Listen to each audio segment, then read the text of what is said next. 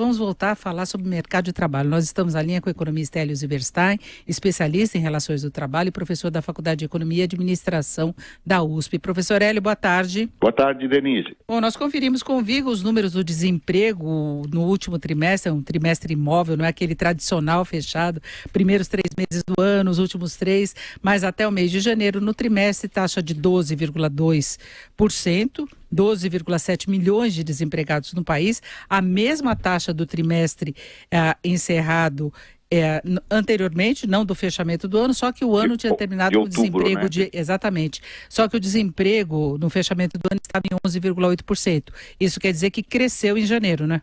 Cresceu em janeiro. Cresceu 0,4 pontos de porcentagem.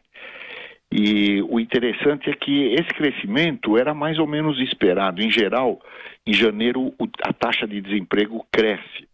Apesar que essa é uma taxa que não é de janeiro, é de novembro, dezembro e janeiro, não é? Mas a troca de novembro por janeiro, que vira a troca de outubro por janeiro, quer dizer, o semestre anterior foi outubro, novembro, dezembro, que deu 11,8, saiu outubro, entrou janeiro, 0,4 de aumento no desemprego. Por quê? A gente esperava que esse crescimento, que ocorre todo ano em janeiro, fosse causado pela chegada de novas pessoas desejando trabalhar. Tivesse aumentado o número de desempregados procurando emprego. Mas não foi isso que aconteceu. Essa variação entre o trimestre terminado em dezembro e o trimestre terminado em janeiro ocorreu porque houve perda mesmo de emprego. Nós perdemos 400 mil vagas de trabalho numa população ocupada de 104 milhões, né? Então, 400 mil de 104 milhões, isso é o 0,4 que aumentou. E onde é que a gente perdeu vagas? Basicamente em dois setores. No setor público, nós perdemos 200 mil vagas e nós perdemos 100 mil vagas de empregados domésticos, né?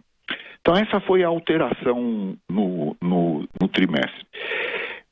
Eu diria que é uma alteração bastante pequena. Evidentemente, quem perdeu o emprego, cada uma dessas 400 mil pessoas não deve estar muito feliz, não é? É claro. Fora os 12,700 mil que não tem vaga mesmo, né? Emprego. Exato. Mas no todo, esse é um número bastante pequeno e continua aquela percepção de que o mercado de trabalho está estabilizado, não está havendo um estouro, não está havendo um crescimento do desemprego, e a expectativa é que esse ano nós consigamos reduzir a taxa de desemprego. Agora, professor, você imaginava até pelos bons dados de atividade econômica, dessa recuperação que se fala tanto, que pudesse haver alguma geração de emprego, uma demanda maior, mas não é exatamente aquele movimento de recuperação de fato do mercado de trabalho, não é? Isso demora, né, Denise, porque existe uma capacidade ociosa aí muito grande. Você veja que hoje surgiu uma notícia de um crescimento notável da produtividade na indústria, não é? Nós vamos falar sobre isso daqui a pouquinho, o que tem a ver, inclusive, com a redução de utilização de mão de obra, né? Exato, mas mesmo sem a redução, o crescimento da produtividade ocorre porque a referência era muito baixa. Nós tínhamos uma quantidade, uma média de produção por trabalhador muito baixa. Então, à medida que os pedidos chegam, as empresas começam a produzir mais e elas não precisam contratar, né? Então, vai haver um período em que a gente vai ver um crescimento da produção sem um crescimento do emprego. Ele vem atrás, né?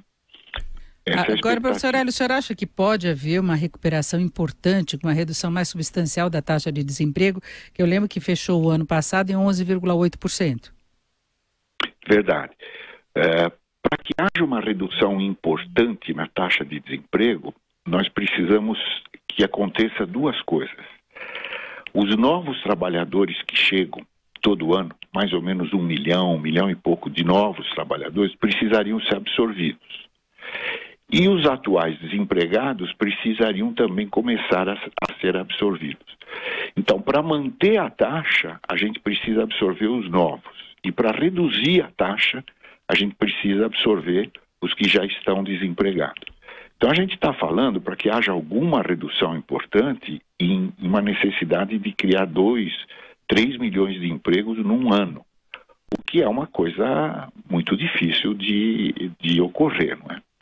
E mesmo quando a gente fala em recuperação da economia, a recuperação sobre uma base ainda muito fraca, isso de um modo geral, né? A base de recuperação. Então, quando você começa a registrar dados positivos, isso não quer dizer que você recuperou todo o terreno perdido. Não vai recuperar imediatamente. E principalmente no caso do emprego, quando a recessão vem, a produção cai antes do emprego cair. E quando a recuperação vem, a produção aumenta antes do emprego recuperar. Essa é a cronologia dos acontecimentos, né? Então, nesse momento, nós estamos assistindo um crescimento da produção e logo atrás vai vir um crescimento do emprego ainda moderado. Mas, Denise, eu lembro que a expectativa para o PIB desse ano é um crescimento entre 2,5%, 3%, tem gente apostando até em 3,5%, 4%. Quer dizer, nós vamos ter um crescimento importante do PIB. Evidentemente, em algum momento, isso rebate no mercado de trabalho e favorece o emprego. Quando a gente fala dessa recuperação, acho que vale até citar um dado que foi divulgado hoje pela Confederação Nacional do Comércio, que pelo terceiro ano consecutivo, o balanço do ano passado mostrou que o número de lojas com vínculos empregatícios teve uma retração. O saldo entre abertura e fechamento de estabelecimentos comerciais ficou negativo em 19,3 mil unidades. Foi 82% menor do que no ano anterior, mas o terceiro ano de fechamento de lojas que empregavam. Então ainda é consequência da crise econômica, mesmo com essa desaceleração do fechamento, né? Exatamente. E o comércio, que é um segmento que está indo bem. E pelo menos apresenta números gerais melhores, não é? Exatamente. A gente teve uma recessão extremamente profunda, muito grave, e essas coisas demoram para serem curadas, né? Mas tem uma notícia interessante, Denise, que é a parte da remuneração, né? Tanto o rendimento médio, já descontado a inflação, como a massa de rendimentos também descontada a inflação, estão indo muito bem, né? O rendimento médio está estável, quer dizer, ele não está perdendo da inflação, e a massa de rendimentos cresceu mais de 3%, 3,6% em relação ao trimestre terminado em outubro, né? Então, isso é por causa da queda da inflação. A inflação está tão baixa, e os reajustes dos trabalhadores conseguem ir aumentando a massa de rendimento, mesmo que o emprego não esteja crescendo. E mais rendimento significa mais consumo e é mais uma forcinha para a produção. Nós conversamos com Hélio Zilberstein, economista, professor da Faculdade de Economia e Administração da USP. Professor Hélio, muito obrigada. Uma boa tarde. Boa tarde, Denise.